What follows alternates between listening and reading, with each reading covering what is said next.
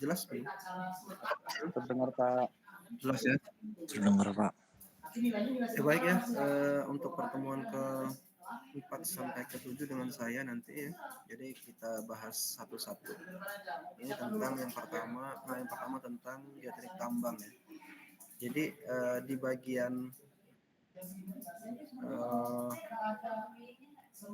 studi kelayakan ya, di mana letaknya itu di bagian bab 5 ya, di geoteknik. Info dari Pak Rahmat Fadilah, hidro dan hidrogeologi itu sudah ini ya, sudah dijelaskan katanya itu ya. Nah, sekarang bagian geoteknik ya. Di geoteknik ini ya, itu cuman 5 ya. Nah, 5, cuman 3 ya. Ada 511, ada 512, ada 513. Kelihatan nggak nih? Atau saya download aja dulu ya.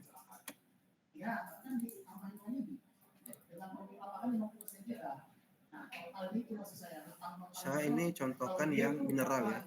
Kalau yang batuan itu lebih sederhana ya.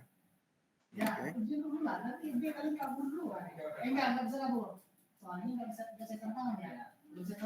Nah, jadi yang pertama ya, geoteknik akuisisi data. Jadi sebenarnya kalau akuisisi data ini ya, kalian bisa mengakuisisi data itu berdasarkan satu, pengamatan di lapangan, yang kedua hasil uji lab gitu ya. Oke. Jadi jenisnya itu ya. Terus jumlahnya banyak sekali tuh. Mau nanti uji lapangannya atau pengamatan di lapangan misal NMR mulai gitu ya. Terus nanti ada SMR misal itu ya, atau yang lainnya. Biasanya empirik kalau di lapangan. Kalau uji in situ bisa saja uji UCS-nya menggunakan alat PLI, point load index maksudnya. Atau lagi menggunakan Schmidt hammer gitu ya. Itu bisa juga tuh seperti itu ya. Tapi kalau di lab jelas apa yang akan kita uji gitu ya, dan berapa akan jumlahnya berapa. Misal kita uji kuat tekan ya di jumlah ini ya, itu datanya 3. Terus untuk uji kuat geser 3 gitu ya. Jadi tipenya dulu, terus nanti ujinya apa, tipe ujinya apa, terus jumlahnya berapa. Nah itu di jumlah itu. Oke. Nah kalau misalnya kalian sudah tahu tambang ini tambang mineral, dan data yang diberikan itu akan memberikan informasi mineralnya itu apa, emas, apakah nanti timah gitu ya, atau yang lain.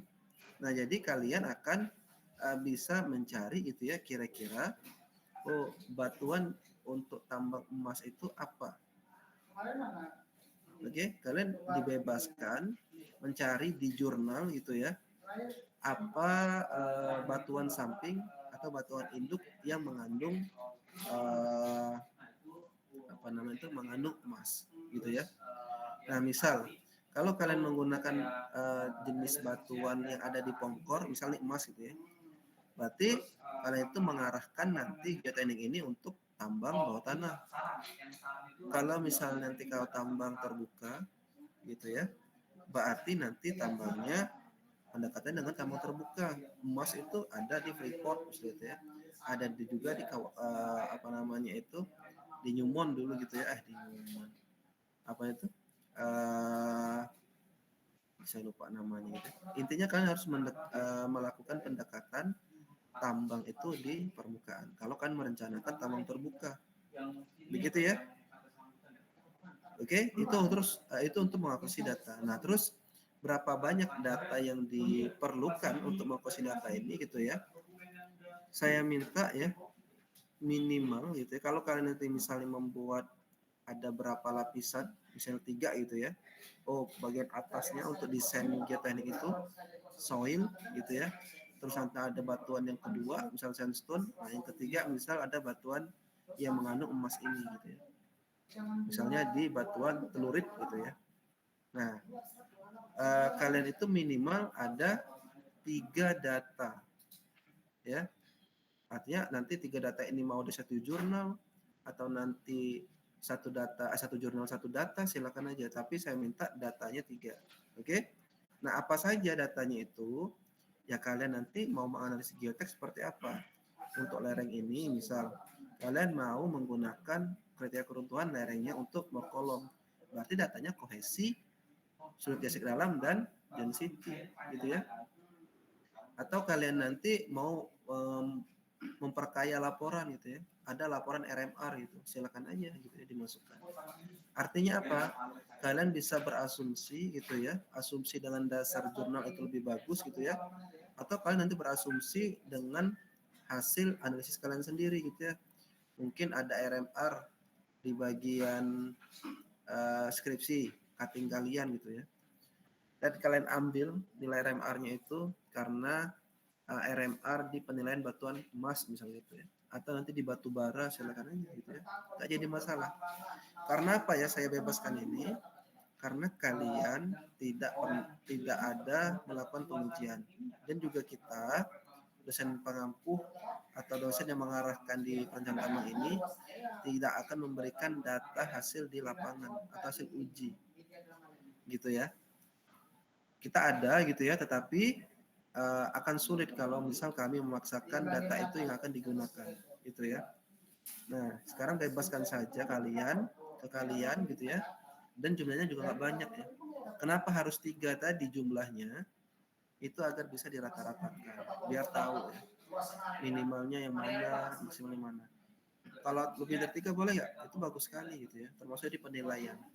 Kalau kalian misalnya diberitahukan minimal 3 dan 3, ya berarti kan memenuhi minimal dong gitu ya.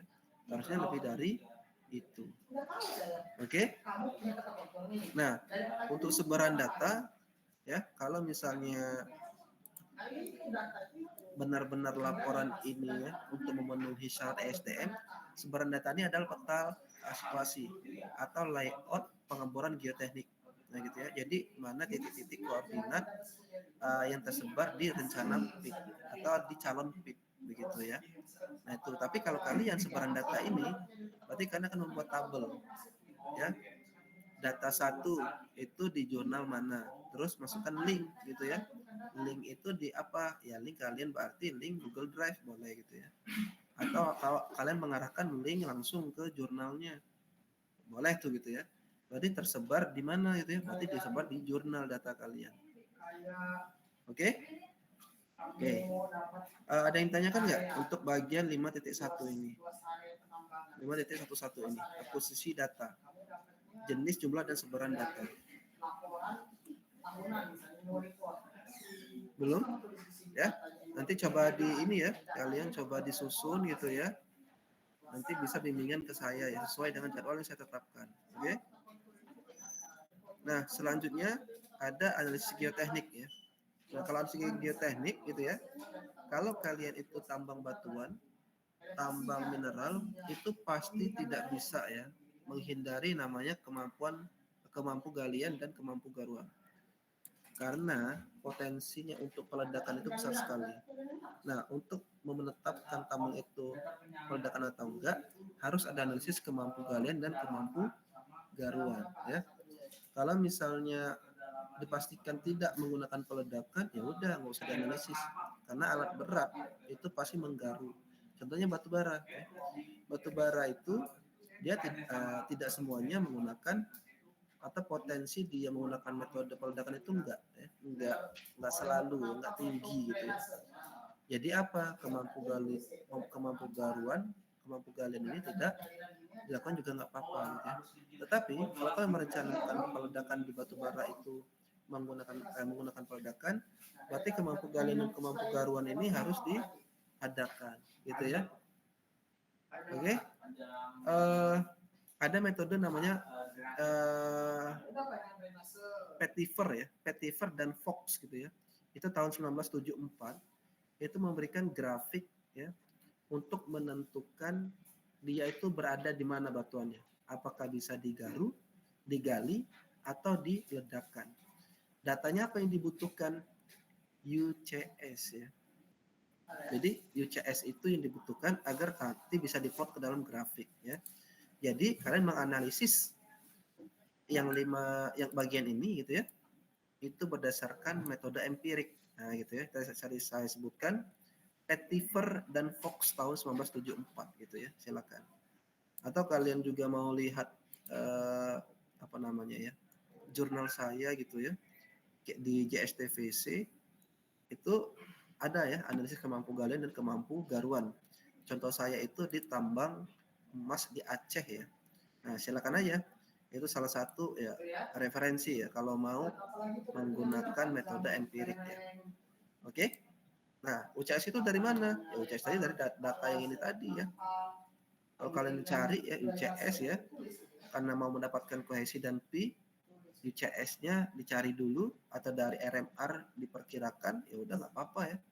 Yang penting nanti kalian adakan data untuk dimasukkan ke dalam grafik kemampuan kalian dan kemampuan garuan ini ya menurut Petiver dan Fox ya. Oke. Nah, ini bisa dilewat ya. Kalau misal kalian tambang terbuka ya. Tapi kalau kalian tambang terbuka berarti harus menganalisis kestabilan lereng. Gunain slide aja ya. Nggak usah paste tuh. Ya. Ini pasti bisa semua nih kalian ya. Oke. Terakhir, kan harus memberikan rekomendasi ya. Jadi kalau yang di sini analisisnya, yang di sini rekomendasi. Rekomendasi ini apa? Ya berupa deskripsi boleh. Misal analisis ya, kalian memasukkan data UCS itu 10. Nah, dia berada antara penggalian dan peledakan. Nah, berikan aja rekomendasi gitu ya. Ketika UCS-nya berada di 5 sampai 10 bisa MPA, itu masuk penggalian misalnya gitu ya. 10 sampai 15 itu peledakan. Nah, rekomendasi seperti itu ya, masuk ke laporan ini atau bagian rekomendasi ini. Oke? Nah, selanjutnya ada juga rekomendasi penyanggaan kalau dia terowongan tadi, tapi enggak ya, semua aja enggak. Kalian memilih untuk rencana perencanaan tambang terbuka ya. Selanjutnya rekomendasi rekomendasi geometri dan dimensi lereng. Jadi kalau kalian sudah menganalisis gitu ya, FK 1,2 kalian rekomendasikan mana diameternya, diameter mana geometrinya, tinggi lereng tunggal, sudut lereng tunggal, sudut overall, dan tinggi keseluruhan gitu ya. Bahkan kalau nanti kalian menganalisis pada satu bagian atau lapisan batuan yang itu tidak atau susah mendapatkan kestabilan, itu penting dimasukkan ke rekomendasi ya. Lereng tunggalnya berbeda setiap material itu ya, itu rekomendasi itu ya. Terus rekomendasi faktor keamanan, nah ini ikutin saja di Capman 1827K gitu ya, yang statis itu ya dan dinamis ya. Nah di analisis tadi kan harus tahu statis itu yang tidak menggunakan gempa ya. Oke, kalau ketika ada gempa dinamis gitu ya, ketika ada alat berat dinamis gitu ya, itu bedain tuh. Oke, selanjutnya ada probabilitas kelongsoran dan keparahan ini, POF ya. Nah kenapa bisa POF ini gitu ya, karena tadi ya ketetapan dari Capman 1827K itu. Nah agar bisa dianalisis model lereng itu mengeluarkan probabilitas, makanya tadi data di sini minimal 3. Ketika kalian tahu minimum, maksimum, rata-rata, standar deviasi, nanti di slide itu bisa dimasukkan. Nah, kalau sudah dimasukkan datanya gitu ya, itu nanti bisa mengeluarkan POF atau probability of failure gitu ya. Probability of failure itu ya ini tadi probabilitas kelongsoran. Oke? Nah, terakhir rekomendasi pemantauan geoteknik. Nah, ini kalian cari aja di jurnal atau di buku. Bagaimana pemantauan geoteknik di permukaan atau di pit itu seperti apa? Apakah menggunakan RTS, misal RTS itu Robotic Total Station, atau menggunakan Prisma gitu ya, atau menggunakan Total Station gitu ya, bukan RTS tapi TS saja gitu ya. Atau kalau terowongan itu dia menggunakan pemantauannya menggunakan extensometer gitu ya. Nah, silakan kalian cari ini teori banget nih, rekomendasi ini ya. Oke? Ada yang ditanyakan?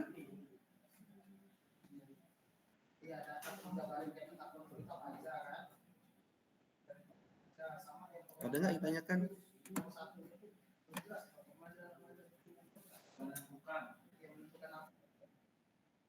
Ya, silakan.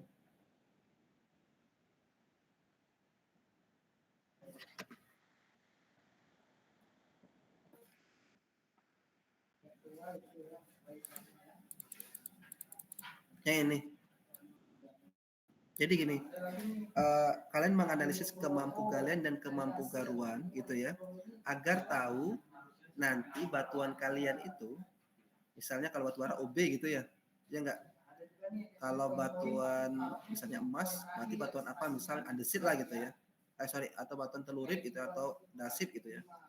Nah itu untuk memberainya itu apakah cukup digali, apakah digaru atau peledakan? Nah, itu maksudnya. Bukan semuanya peledakan. Dengan hasil analisis kalian inilah artinya batuan itu cukup digali, digaru atau memerlukan peledakan.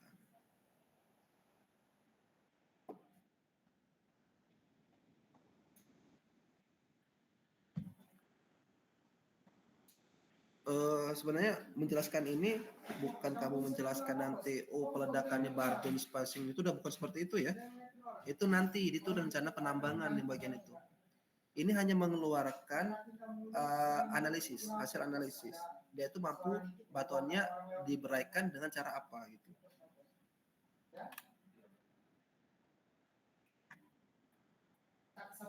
Bukan dari penambangan.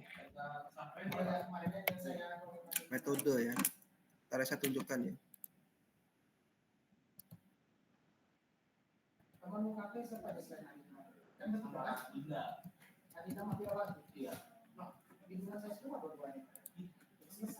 Kelihatan nggak ini?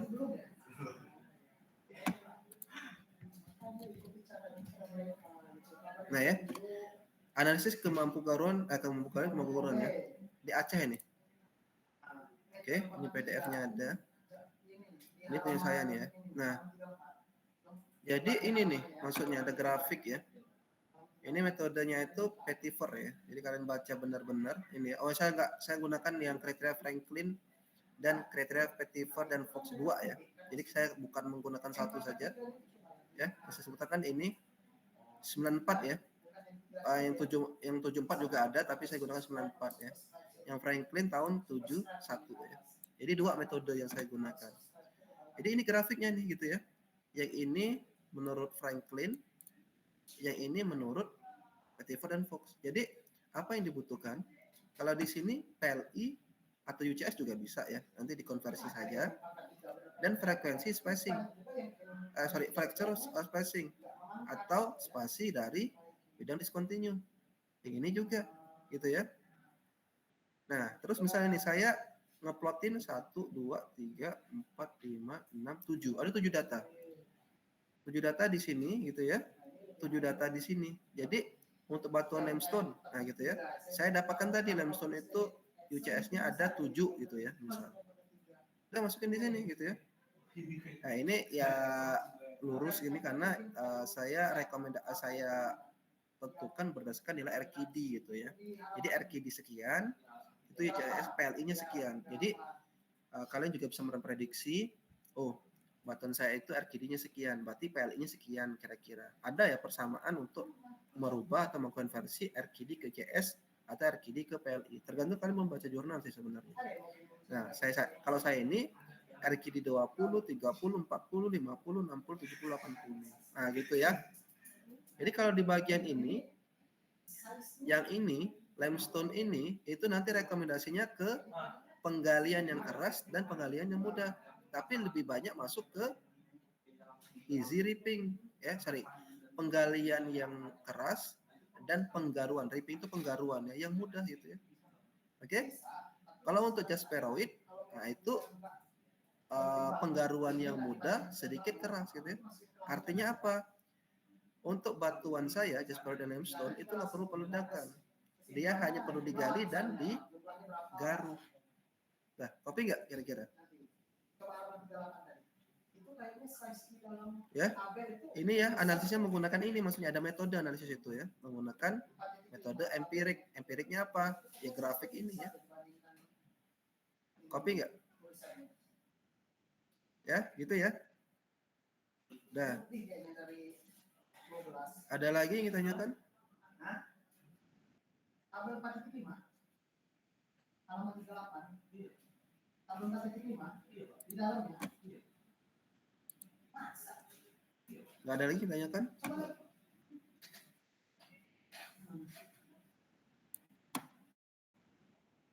Yakin nggak ada? Ngerti. Karena kalau nggak ngerti tanya lah harusnya.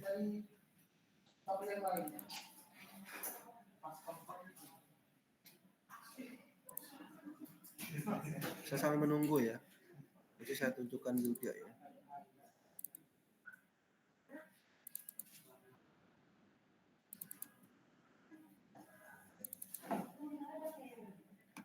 Nah ini ya. Ini contoh laporan yang saya buat dulu ya, ketika saya di konsultan bagian geoteknik ya. Nah, seperti ini ya. Oke. Nih. Jadi ada 51 akuisisi data gitu ya. Tapi benar-benar di lapangan gitu ya. Ini seperti ini. Nah, posisinya berdasarkan ini dulu nih, contoh dan sebagainya ya. Pengujian lab gitu ya. Terus jumlahnya, ini jumlahnya. Oke. Terus sebaran datanya, nah berupa tabel tuh titik-titiknya banyak. Ya, udah selesai gitu ya. Terus lanjutannya adalah hasil plotting kode material yang PT4 tadi gitu ya. Oke. Nanti di sini 5.2. Nah, coba seperti ini.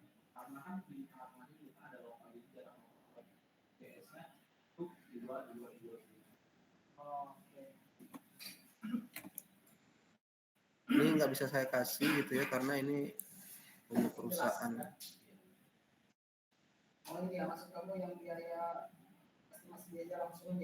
Tapi punya kalian nanti yang tadi saya bilang ya, akuisisi datanya bukan kayak berdasarkan lubang bor gitu ya, berdasarkan uji lab gitu ya, berdasarkan kalian itu berdasarkan hasil dari jurnal gitu ya.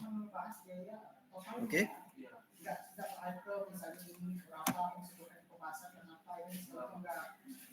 Oke ya. Yakin nggak ada yang ingin ditanyakan? Kalau nggak ada pertanyaan, berarti kalian tuh gimana? Kalau nggak ngerti, nggak bertanya, saya bingung gitu ya. Berarti kalian mau coba buat dulu ya. Kalau sudah buat, segera untuk bimbingan ke saya ya, yang bagian geotek ini. Ya. Karena kalau udah minggu depan, nanti bimbingannya beda lagi tuh. Oke, sebenarnya kalian bisa ngomongin kartun kalian karena pernah membawa gitu ya. Bahkan dulu saya pernah memberikan format full gitu ya. Tetapi saya baru sadar salah ya karena bukan format ya, laporan full ya, FS. Nah, saya menyalahi gitu ya. Makanya itu kan punya klien ya. Tapi keburu kesal ya, nggak perlu buat ya. Makanya saya nggak akan ulangi lagi kesalahan saya itu karena laporan-laporan ini bukan punya laporan saya gitu ya. Saya cuma di sini saya menunjukkan ya, tapi tidak memberikan ke kalian. Nah, seperti ini ya. Karena ini rahasia perusahaan yang nggak boleh dikasih. PTKSK ya di Kalimantan ini. Oke? Kalau nggak ada ya, sesuai dengan jadwal. Rodo, ada apa? Izin Pak, saya mau nanya tentang geoteknik Pak. Saya udah dapat jurnal referensi untuk kohesi, densitas, friction angle, sama UCS-nya Pak. Nah, untuk jurnalnya itu apakah kita harus kebetulan saya batubara Pak dan udah dapat wilayahnya juga. Nah, Ya. kita tuh jurnalnya tuh harus sesuai sama wilayahnya tersebut atau kita bisa jurnalnya tuh misalnya tes UCS-nya di tempat lain gitu Pak, tempat wilayah lain apa kita harus di wilayah penambangan kita tersebut Pak. Gitu. Oh, oke. Pak. Jadi sebenarnya itu termasuk penilaian juga seberapa kuat kalian berusaha untuk mencari ya data-data yang kalian perlukan di sekitar area kalian. Misal di Sumatera Selatan gitu ya, atau di Kalimantan. Berarti kalian cari perusahaan yang berdekatan di situ, gitu ya. Oke? Atau bahkan kalian sudah dapatkan atau orang pernah melakukan penelitian di sana. Itu bagus tuh, ya. Cari dulu yang berdekatan di sana, ya. Kalau nggak dapat, boleh ke daerah lain, tapi tetap batu bara. Nggak boleh di luar batu bara. Itu ya, Rodo ya. Baik Pak, untuk jurnalnya mungkin saya udah dapat di sekitaran WIU-nya Pak. Oke, terus kalau kamu dapatkan sekarang WIU itu ada berapa? Kan minimal 3 tadi, kohesinya 3.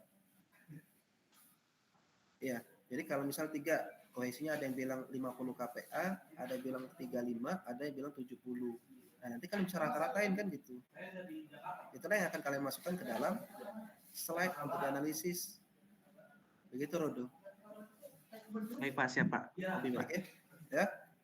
Ya, nah untuk 3 data ini ya nggak mesti satu jurnal, saya bilang tadi boleh 3 jurnal. Kalau satu jurnal udah 3 ya aman, berarti harusnya kalian cari lagi, jangan minim 3, 5, 8, 10 tuh koesinya. Seperti itu ya Rodo ya. Siapa? Kopi Pak, kopi. Ada lagi yang ditanyakan?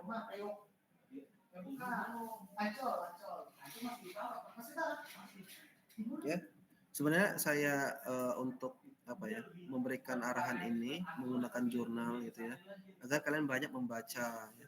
Karena sebagian besar kalian itu masih bingung dalam menentukan judul. Nah, agar kalian itu yakin dengan judul atau topik penelitian kalian itu dengan banyak membaca. Membaca apa? Membaca jurnal sebenarnya ya. Ya, semoga aja perencanaan tambang ini ya juga sebagai awal gitu ya untuk memotivasi kalian, menyemangati kalian untuk memulai menyusun, merangkai ya, membuat kerangka gitu ya penelitian kalian. Oke, nggak ada cara lain sebenarnya ya untuk meyakinkan topik penelitian dengan banyak-banyak membaca. Oke, apalagi di perencanaan tambang ini muncul harusnya ya, karena semua bagian teknis di tambang itu dibahas ya, mulai dari eksplorasi sampai ke pemasaran ya, ekonomi, geotek, hidrogeologi ya, eksplorasi, pemurnian, pengolahan, lingkungan itu dibahas semua. Masa sih nggak muncul satu pun ya rencana topik itu ya. Oke, tapi kalau kalian cuma mau tanpa membaca ada sulit nanti ya. Kalau misalnya untuk ditulis dalam kerangka gitu ya, atau rencana gitu ya, karena nggak kebaca itu apa yang harus saya lakukan, minimal data yang harus saya kumpulkan tuh apa, sulit nanti kalian ya kalau tidak membaca jurnal ini. Oke, ada yang ingin tanyakan selain Rodo, Aska, ada lagi?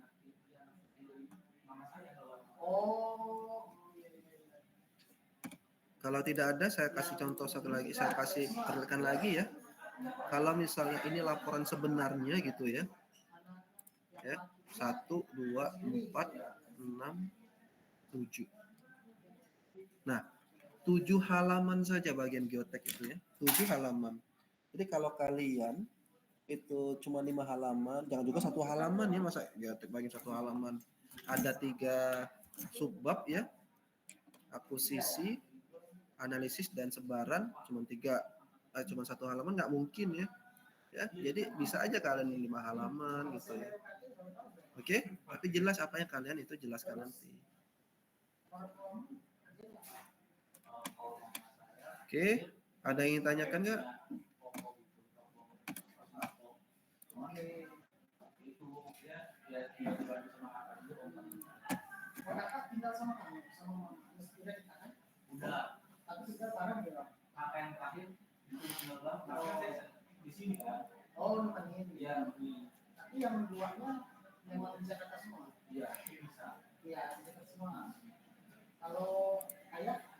Udah ya, saya absen ini, saya set hadir semua ya.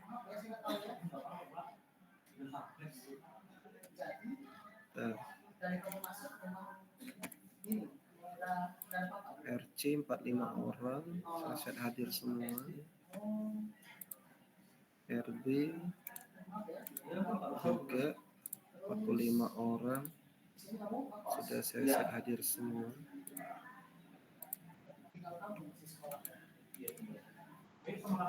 Kelas RA juga 44 orang.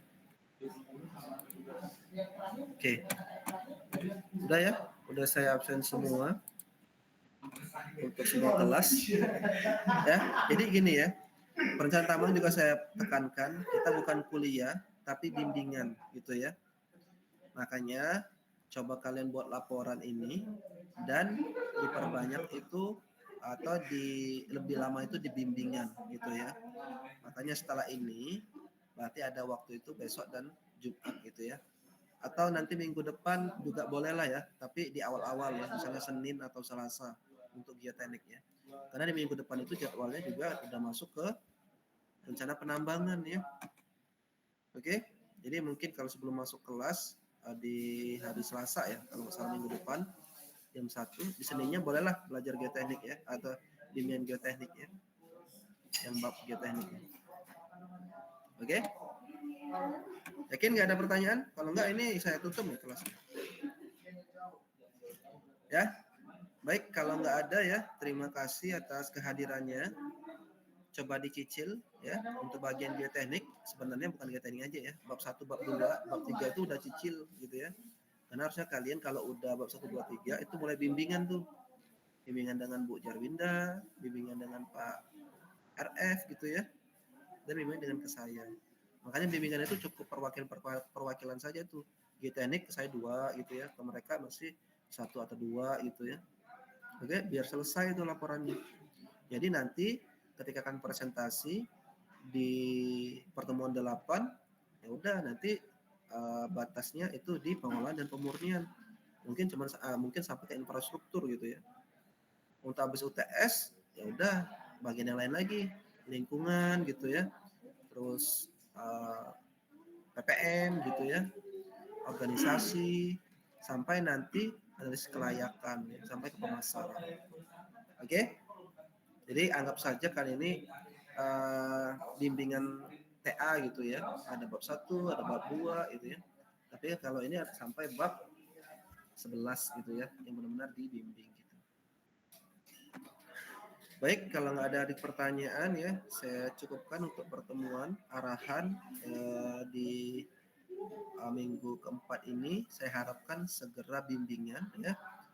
Karena memang intinya di pertemuan ini harus dibimbing ya, agar kalian bisa membuat laporan dengan baik.